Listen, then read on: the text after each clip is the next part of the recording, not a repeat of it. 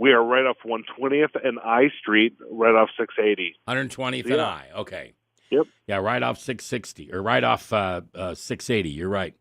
Okay, so here's another question for you. This will make you hopefully have a little fun.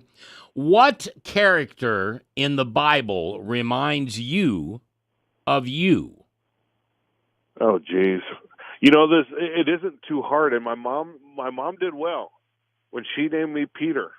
Because the Apostle Peter is just such a mess, and he's so arrogant, and he's so loud, and he's so confident, and then when it comes down to it, he goes drowning in the water, and Jesus has to pull him out. And that's been my life story of, like, not afraid of a challenge, always too loud, and yet God redeems me, and God says, nope, I've got a purpose for you, and you're going to be one of the people that lead my church.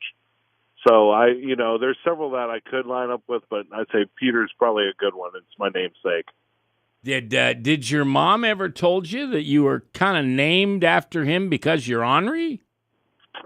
Well, I don't know that she knew that before I was born, but it certainly makes sense afterwards. My mom, she let me know that I was ornery. I mean, there was no secret about it. So. Well, you sound ornery. Well, it's because I am. It's a compliment. I'll take it. All right, so let me get at least to one more question here, if I can.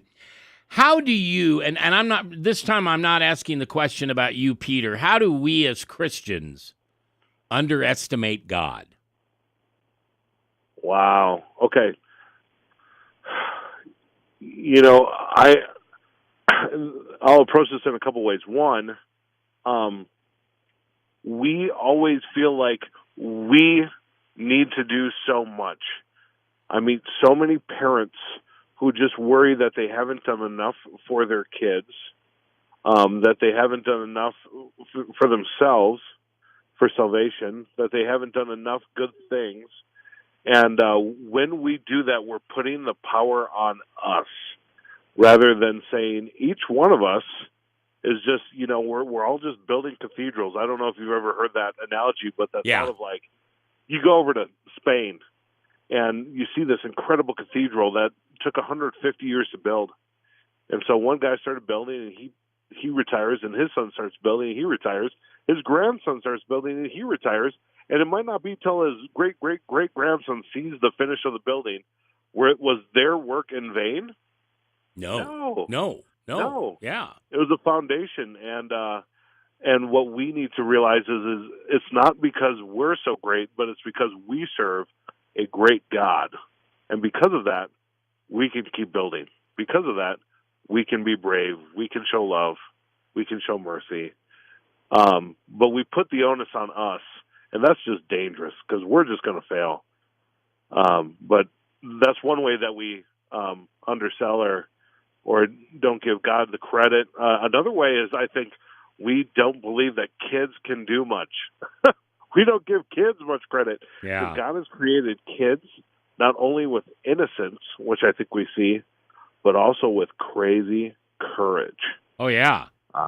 Kids will invite their atheist teacher to church. Yeah. Kids will pray for another kid who gets hurt on the playground. And we see that and we go, oh, that's cute. But I believe God's looking down at that and saying, there's my mighty warrior doing my work. Yeah, absolutely. And he knew, and God knew he was going to do it anyway, but for some reason we get this idea that it's got to be our decision. And I agree with you. My life got a lot easier when I just surrendered it all to Jesus and said, not to steal something from a good country song, but Jesus, take the wheel. Exactly. I don't want to run this anymore. I've done nothing but mess it up. Right. Okay. I told you that was the last question, but it's not. One more? No, this is easy, though. Okay. If it's not, then you don't have to answer it. Is King of Kings a cruise ship or a battleship? Ooh. Oh, my goodness. So King of Kings has gone through different seasons of being different types of watercraft.